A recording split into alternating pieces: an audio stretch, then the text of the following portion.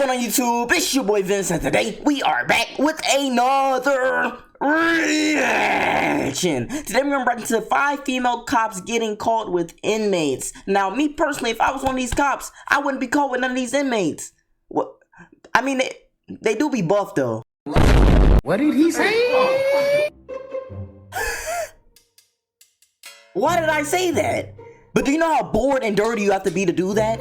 The precautions you have to take to not get caught, they're not worth it. You're dirty. You see how they're living. They boo boo, they pee right next to each other. Their showers are dirty. They got all types of roaches in there. You don't know what type of diseases they got in there. Female lady cop, you're disgusting. You're dirty. Why would you even do that? Why would you even do that? Why would you want somebody with a life sentence when there's people out there on the real world that you can see every day?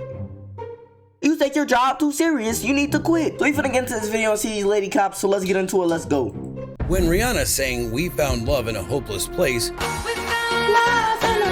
yeah, she wasn't singing about jail, but these raunchy female officers didn't let that stop them. Sexual misconduct involving an inmate. 13 female corrections officers. From shocking 13? recordings You got a lot of head games. to helping inmates break free. She helped 2 convicted killers escape from a maximum security prison. What's Here wrong with are her? 5 female officers who are down bad and can't keep their filthy hands off inmates. Disclaimer.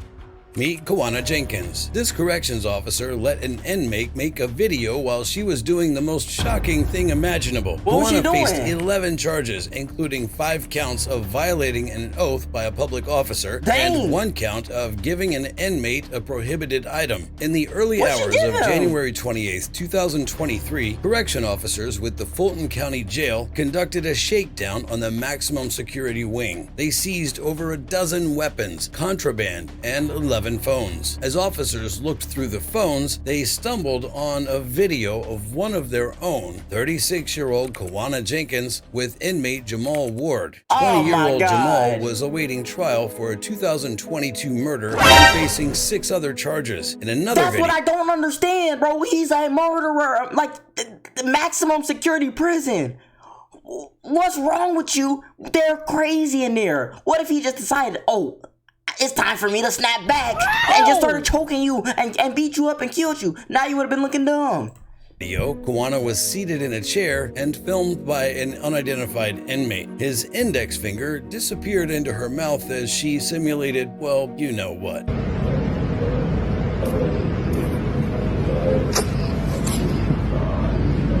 Kawana was promptly fired and placed under arrest. The only person close to her level of nastiness is Joyce Mitchell, and you'll see what I mean soon. Number 2, Joyce Mitchell. She was leaving her husband and son to drive off to Mexico with an inmate. Joyce Oh was my charged with God. promoting prison contraband in the 1st degree and criminal facilitation in the 4th degree. On Saturday, June 6, 2015, correction officers in the impenetrable Clinton Correctional Facility, Danmora, New York, noticed 2 inmates, Richard Matt and David Sweat, didn't answer during the 5:30 a.m. head count. When officers checked them, they found pieces of clothing arranged under their sheets. All that they found was a cute note the men left behind. The men had cut holes in the steel walls of their cells with power Dang. tools and climbed through pipes and tunnels until they reached a broken open utility hole cover a block away, just like in the classic movie The Shawshank Redemption. The prison hadn't had an escape in 100 years, and these were dangerous men. Richard was serving 25 years to life for the 1997 kidnapping and murder of a 76-year-old businessman. The man had fired Richard. Richard retaliated by killing and dismembering him. David was no better. At 16, he'd already been charged twice for attempted second-degree burglary. In 2002, he upped the stakes when he shot a sheriff's deputy 15 times and ran over his body. That got him a life sentence, and he'd been behind bars since. Both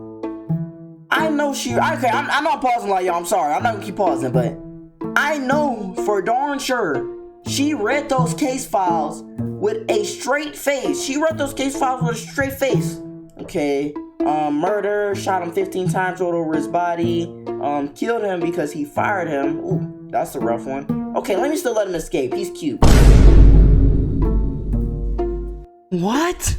What? Like, what part of your brain are you missing to where you read that and you say, oh, I don't want to be around them. They're killers. Like, don't Men know. were added to the U.S. Marshals Most Wanted list. Hundreds of state and local law enforcement officers worked around the clock to get both killers back before they hurt anybody else. 3 weeks later, the manhunt ended with Richard dead. Tactical team from Customs and Border Protection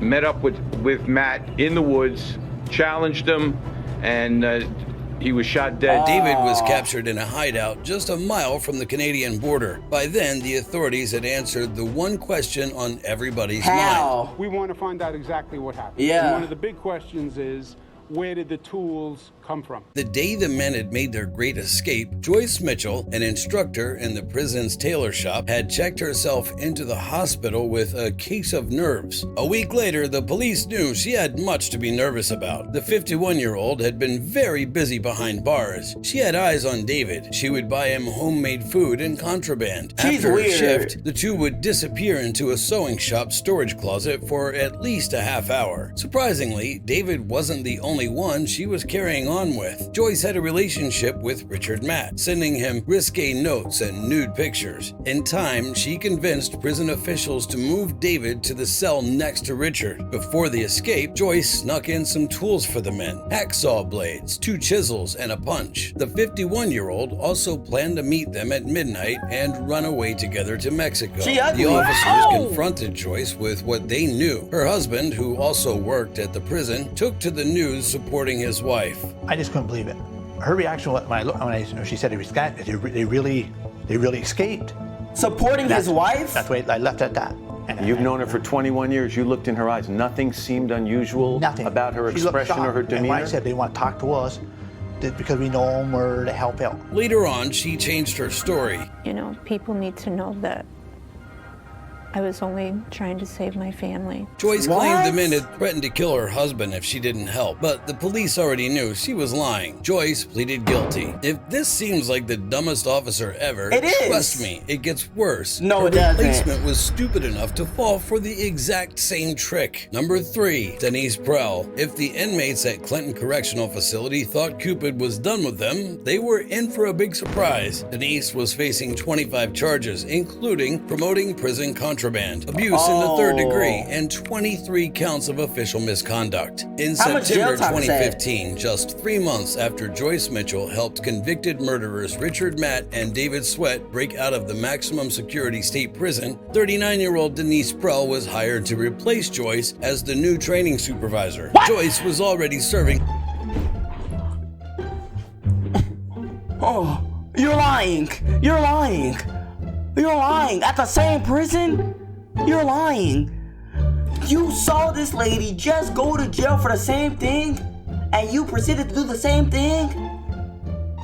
No, you cannot be serious, bro. You cannot be serious. I'm not even gonna blame them right now. I'm not even gonna blame the ladies. I'm not gonna blame the ladies. I'm gonna blame the person that's hiring, that's doing the background checks. It's no way you read their file and you don't see nothing out of the ordinary. It's no way. Clearly, she is crazy. I know she is. I see it on her file. There's no way. There's no way you just rolled over that, bro. Both of these ladies were crazy before this. There's no way they just picked it up by being in the jail. Come on now. This lady came in and did the exact same thing. It's not like she waited. A 7-year sentence behind bars, 7 and the prison years? hoped the notoriety she brought to the facility was behind them, but they were wrong. In September 2017, the prison was in the news with yet another love affair in the tailor shop. The prison authorities had discovered Denise was having a relationship with a former inmate, Paul Norris. Paul was serving a 20-year sentence for Dang. first-degree manslaughter. He'd been transferred to the prison in May. When they questioned the mother of 2, Denise Prell, she admitted everything. Like Joyce, the two met at the tailor shop, and sparks had flown. By the following month, they were writing letters and cards to each other using the moniker Gwen Freeman. Gwendolyn was Denise's middle name, and Freeman, well, you can guess why they came up with that. Oh, Freeman. Gwen Freeman. He says she called him that because her middle name was Gwendolyn, and Freeman was in reference to him someday becoming a free man. Denise even got him a prepaid phone and P.O. box to talk with him when she was off work. Every other week, she gave him cash and even settled a debt he had with another inmate. She's when weird. Paul was transferred to Elmira Correctional Facility, Denise had visited him, and the two had held hands and kissed. The lovebirds planned to reunite when Paul was freed in 20 years. Denise was soon relieved of her job. Time. A week later, she was behind bars in the same prison she worked in, awaiting to be arraigned. Denise pled not guilty to all the charges against her and turned down plea deals, choosing to go to court. Fast forward to a year later, a visibly nervous Denise was in a Clinton County courtroom, tearfully pleading guilty to all charges. Ms. Pearl,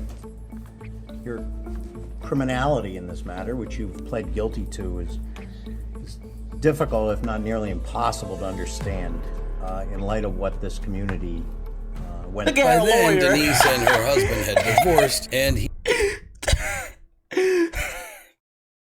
Dude, like, if your lawyer ever do something like this, you know you lost. It's difficult, if not nearly impossible, Look to at understand in light of what this community. He didn't scratch his By head. He wanted to then, look at the Denise and her judge. husband had divorced, and he had custody of the kids. Denise claimed the affair didn't ruin her marriage, but she's not holding a torch for Paul either. But this next officer just ran out of luck, and her secret affair is about to be exposed in the most humiliating way imaginable. It was a This recording. is Charlene O'Banion. When she got to work that morning, she had no idea the entire prison knew the nasty things that she'd gotten up to. Charlene was charged with improper activity with a person in custody. Correction officers at the Conroe-Montgomery County Jail facility in Texas received a tip that a female correction officer, 33-year-old Charlene O'Banion, had been intimate with an inmate in custody. After secretly recording her phone calls, detectives discovered that the object of her affection was 28-year-old Jacob Parker. Oh my Jacob was God. behind bars for possession of a firearm and resisting arrest. He also had an open warrant for theft. On December 17th, 2021, the detectives confronted Charlene about her relationship with Jacob. We were notified of a possible improper relationship between you and Jacob. She gonna lie about it. So we're here for that, and I just kind of wanted to talk to you about it and get your side of that story. Don't know anything about it. I mean, Do you know who I'm talking about? he's in Pod 6. Okay. Charlene appeared shocked. The detective asked if she'd talked to him on any calls. Again, Charlene vehemently denied it. Have you talked to him on any jail phone calls or anything like that? None at all. Okay, hold on. When And asked another where thing Jake- about this, like these situations, right? Let me just put y'all on game. I'm not saying tell on yourself, but I'm saying 9 times out of 10, if they ask you specific questions like that, they know the answer to them. Okay, so it's best to just throw that away, throw that key away, wait for your lawyer. Jacob's cell block was. She squinted like it was some vague memory. And where is Jacob a trust to you? I think he's in laundry. I've seen him in laundry. I don't think he's out on. She quickly made up a rambling story that involved another prisoner. And where would you think that, like, this allegation would come from if there's nothing to it? Well, I had a feeling this was coming. So there was an inmate named Coker, Justin Coker. And she's gonna pin it on another inmate. He got out of here for I don't know what period of time, and he tried to contact me on Facebook. And he sent me a message, and I blocked him on Facebook. And I guess one time Parker was going back to Equat to use the bathroom, and he was talking like at the window with me, like at Equat, because I was the Equat. He was talking through the window, and I guess Coker like didn't like that, which I had no contact with him or anything. And look at this, I don't know why, this like, lie. He went up to, I don't know what was said between them, but he went up to Parker and said something, and then Parker ended up leaving back, going back to laundry. The detective indulged her, even asking her when it happened, all the while knowing he was setting her up for a trap. Okay. When do you think that happened? Months ago? Okay. Is Coker back in jail? Or? He came back, but I think he he left. I don't know if he like got released or he's in PDC now or something like that. The detective revealed that they had phone call recordings and gave her one more chance to admit the affair. So I don't know exactly how it started, like who it started from. But I was told that it was brought to somebody's attention, and then we looked at jail calls. And there's jail calls between you and Parker. She's an idiot. All that stuff's recorded. So I don't think you're being completely truthful. Well, I kind of know that you're not. And I'm not trying to be rude when I say that. Yeah, no. I'm just kind of trying to lay it out on the table for you. You kind of get one shot at this with being truthful, and people, perception means a lot in criminal cases and internal cases. It's a huge deal. It sways people to do a myriad of different things, you know. And bro, these detectives be so smart with their words. To paint your own image. Seeing the writing on the wall, Charlene changed her story. I guess a few years ago, we talked, and then she's still lying. Ended up here. I didn't know he was here. It wasn't anything like that. This time, she admitted that they had known each other before she started working at the prison, but she continued to deny being intimate with him. So y'all kind of talking nature. No. Now that he's here? Oh, no. Now that he's here, no. Okay. I mean, it's never been like phone sex or anything like that. Like, that's not. But like, we all joke around. Like, we all make like, you know, like that's what she said type things. But it's never like. She quickly changed this story when the detective revealed they had heard them together. From what I'm listening to on the calls, I take it as that you've given him oral sex at some point. Is what I they know everything, bro. This and you time already she told. said they had relations, but was adamant that it was long before they met in prison. No, that was like in the world, but we never dated. We just. Okay.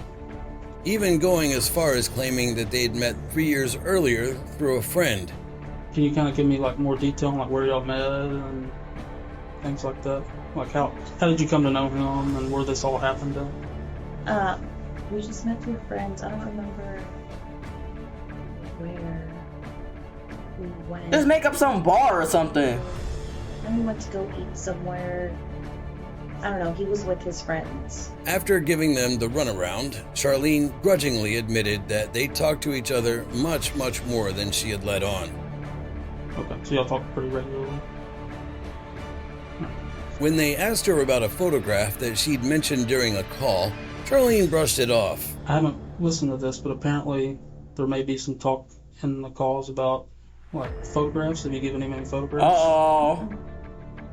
I gave him a photograph of his mom, which she had asked for, and of his dog, Jax. But she slipped when he asked her about Jacob's side of the story. So what do you think that he's going to say about this? He don't got no reason to lie.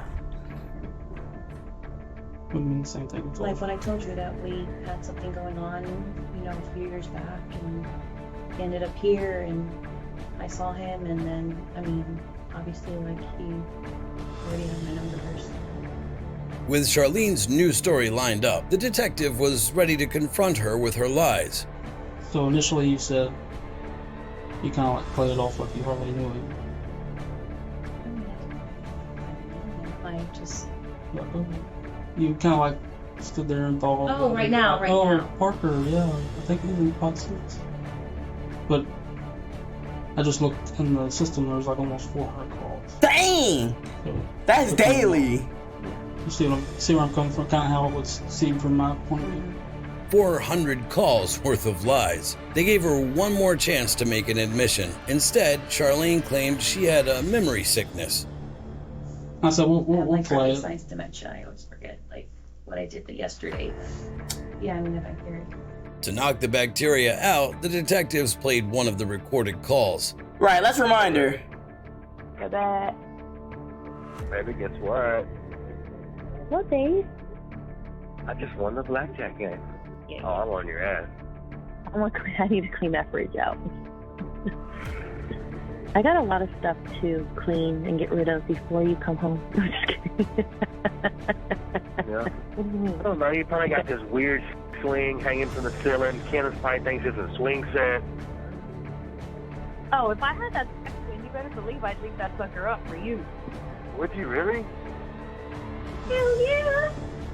You'd let me put you in it? Yeah. With a gag ball and everything? I'd be mowing you down. And we look out the sliding glass door. Do you have a sliding glass door that goes to the patio? As Charlene heard her voice, her head fell to her hands. When the detective paused the video, That's they gave embarrassing. Charlene another chance to come clean. You can't see how that sounds from like my point of view, like a more recent thing than 3 years ago. Say something. Oh my God. No, I've given up before, and that's what he. But she stood by her lies and stuck to her story. The detectives weren't having it. After almost an hour of making up stories, Charlene finally admitted that she and Jacob had gotten down and dirty. Oh my God. In that part of the equine? How long ago was that? A few months ago. How long have you worked here? Since April. Since April this year? Mm-hmm. Was he already here? He was here. Okay. Do you know how long he's been here? Oh no. Slowly, the reality of the situation dawned on Charlene. She's Charlene going to jail. was fired from the county jail and charged. She pleaded guilty and has been sentenced to 100 days in jail. Oh. This was not the last time an officer got down and dirty with an inmate. Our next officer even put on a show for the other inmates. Lastly, we have Tina Gonzalez. She thought it would be a great idea to make love in front of other inmates. Tina was charged with carnal activity with an inmate, possession of a controlled substance in a jail, and possession of a cell phone with intent to deliver it to an inmate. In December 2019, officers with the Fresno County Jail received a tip that an inmate with a cell phone was also in a relationship with 26-year-old Officer Tina Gonzalez. Tina began working. Tip, so that means somebody in there snitching. So I guarantee he got beat up. Whoever they found out who it was, he got beat up. Come on now, why you snitching? As a corrections But she's officer dirty. in 2016, a search of the inmate's cell turned up the phone. Tina was questioned about the torrid jailhouse affair and denied it, but a few weeks later, she resigned. If Tina thought that was the end, she was in for a surprise. The sheriff's office opened up an investigation into Tina and quickly uncovered evidence to support the allegations. In May of 2020, Tina was arrested and charged. Tina pleaded guilty to all the charges against her. At her sentencing, her defense attorney spoke on her behalf, blaming the end of her marriage for her actions. But the assistant sheriff took the stand and gave even more details about her revolting actions while she worked as a corrections officer.